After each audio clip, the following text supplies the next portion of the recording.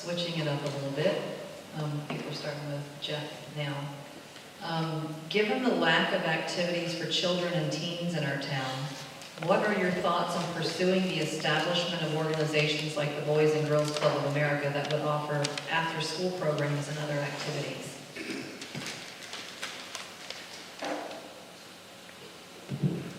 I love to see the organizations, the Boys and Girls Club, some programs here in Clifton. But I also like to see Clifton be able to do things.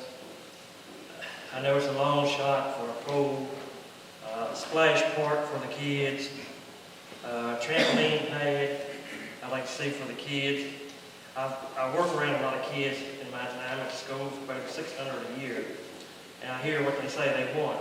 They like I call it a Wi-Fi station, where the kids can go in over the cold, and if they don't have Wi-Fi, you see, well, I see mostly grown-ups that hanging out at the library or at night at the Wi-Fi. I like to see a place inside where the kids can do that and do their homework or whatever inside in the warm or in the cool in the summer. I like to see kids today, they don't do like we did when we was kids. I like to see them go out to more parks. Our parks are beautiful. They're getting, some of them getting renovated and updated, and I like to see the kids go out to the parks and play. Today everybody's on a cell phone, myself and everybody else and the kids. I like to see them get out and shoot basketball, update our parks, give the kids a league to play in, like pickleball or a league of basketball, outdoor basketball league or indoor basketball league. You get that. And I'd like to see a kickball league. I hear kids say they love kickball at school. A league for that, even grown-ups like that. I like to see stuff like that for the kids. And, you know, a game room. I don't think they were back in my days, but I don't think they are now. But maybe some kids would like a game room. We should go out, and I think council one night should just go and invite all the kids and come to us what they would like to have. Reach out some kind of meeting to the kids, do a survey or something to all kids under 18 and then 18 and over. See what they want and try to build on that.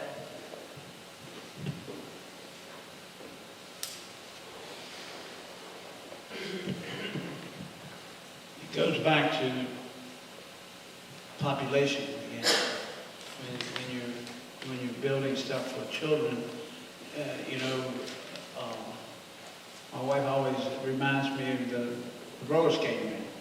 How much fun she had at the skating rink, and why can't we have a skating rink? Well, it's hard to open up a business when you have 10 children out on Friday night. You know, it's just not and it goes back to what Jeff said about the cell phones and the games, and children are just, they stay at home. This world is changing, and somehow we have to change with it. I don't know how we're going to have to change with it, but we're not the same as we were kids.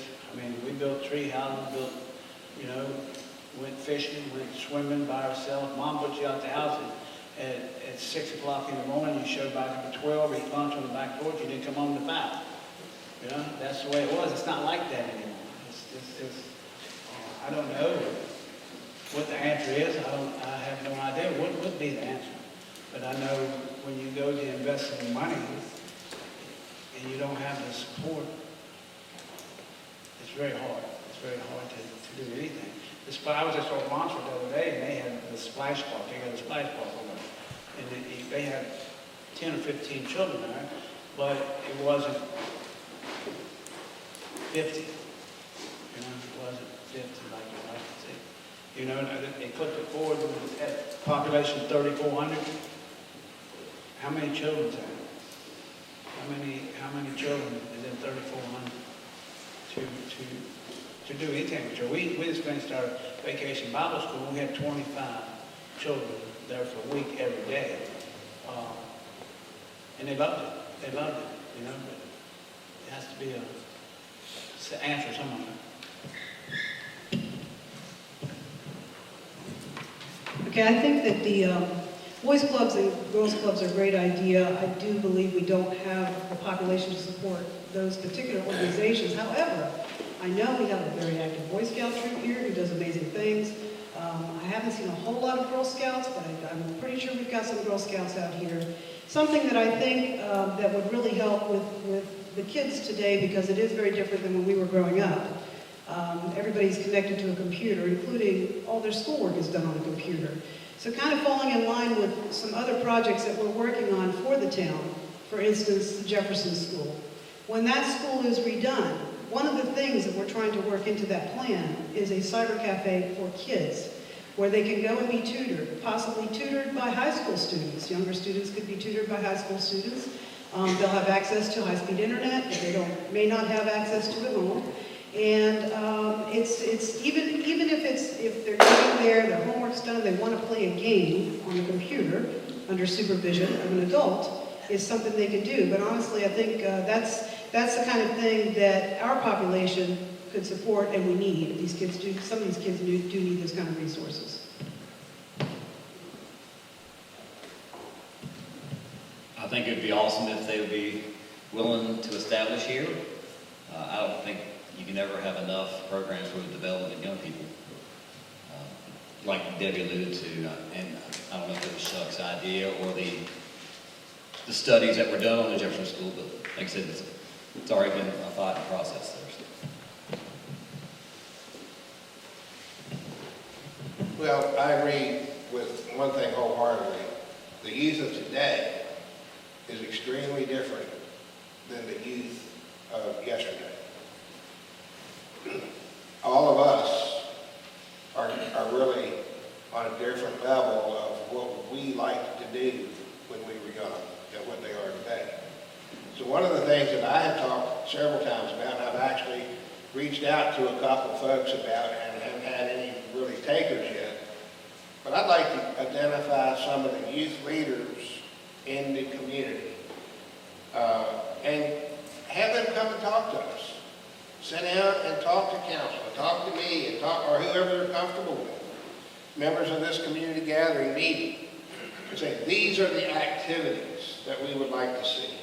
This is what we would like to see sponsored or promoted by the town or private groups to keep us interested and keep us occupied and keep things moving for us, other than on the phone, on the internet, playing games or talking to whoever. The other thing that Debbie and Dale both alluded to, a very big part of the Jefferson School potential renovation, the wing of the school where the gymnasium is located is going to be, if it's successful, set up as a community service recreation area. 2 rooms set aside for after-school Wi-Fi accessibility and study, and possibly tutoring by even high school children. A shared workspace for if they needed to get on the internet and work as a group, they'll have a bigger area with desks and computers to do that on projects. And then the big thing would be the gymnasium would be available for if they want to shoot hoops, if they want to play some volleyball. Have all of that open and accessible, and that will be set up as a community access service point. And ultimately, we hope to be able to accomplish that free of charge to anybody that chooses it.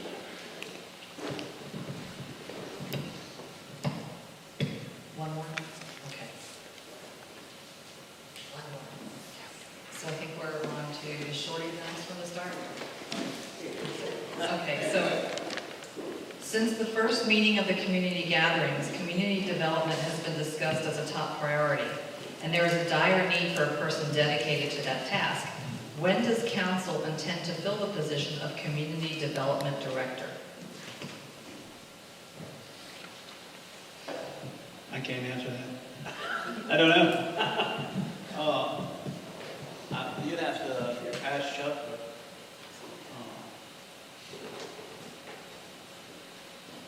Go ahead, Deborah.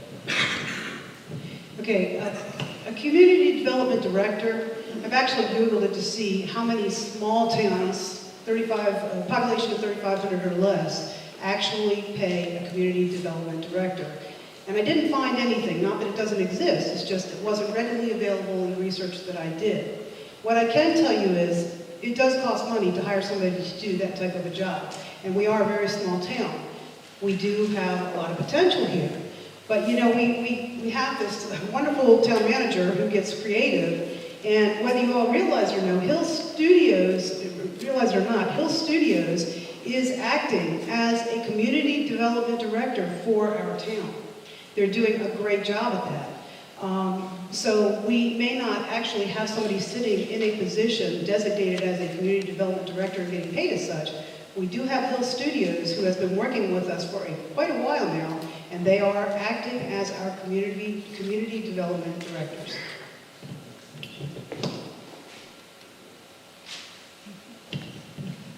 I was under the impression that we were contracting those services out right now. I thought it was the Thrasher Group. I stand corrected. I didn't realize it was Hill Studio. I thought that's who was handling our community development at this time. I think everybody said my answer. I mean, exact same thing. As of now, you know, it's not in the budget for Clifton to have a community development director. It's been said we have a contract with Hill Studios. They do a great job so far. They got great contacts. It's helped us a lot, and I see a lot more in the future with them. It makes for a more productive and a cheaper way for us to go than budget and let the citizens pay for it. I think right now Hill Studios is doing a great job, and that's the way I like to see it. And just to kind of recap that a little bit, one of the first things we heard at the very first community gathering, and we have heard it just about in every community gathering, is a community development full-time person in town. Financially, budgetary, it's not possible right now. But we did listen, and we came up with a bridge the gap effort, if you will. The Hill Studios agreed to come on a contract basis to help us with that. They're in town frequently. They call regularly when they see possibilities and potential, especially for potential funding for the things that they know we've got going on here. So while it's not perfect, it's 10 times better than it was a year ago when we started talking about this at the very first community gathering meeting. We're working that way, and we'll get there, but we just haven't gotten there yet. Little steps.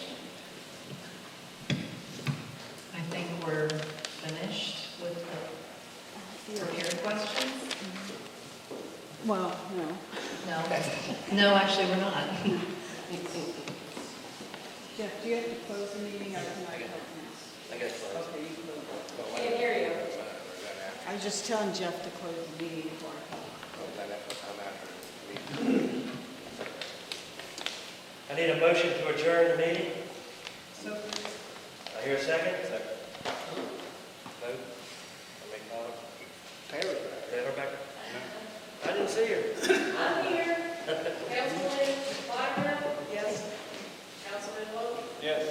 Vice Mayor Reddick? Yes. Mayor Yes. Okay, so we got 9 questions out of the 17 answered. So I guess you guys are just going to have to come back. Anyway, I think we learned a lot about our council members, and this was part of the goal of tonight's meeting, was to ask questions, give them a little bit more time to talk about their thoughts and their visions that you don't get to in a council meeting. So again, we appreciate all of you being here. Thank you, Kirsten, too.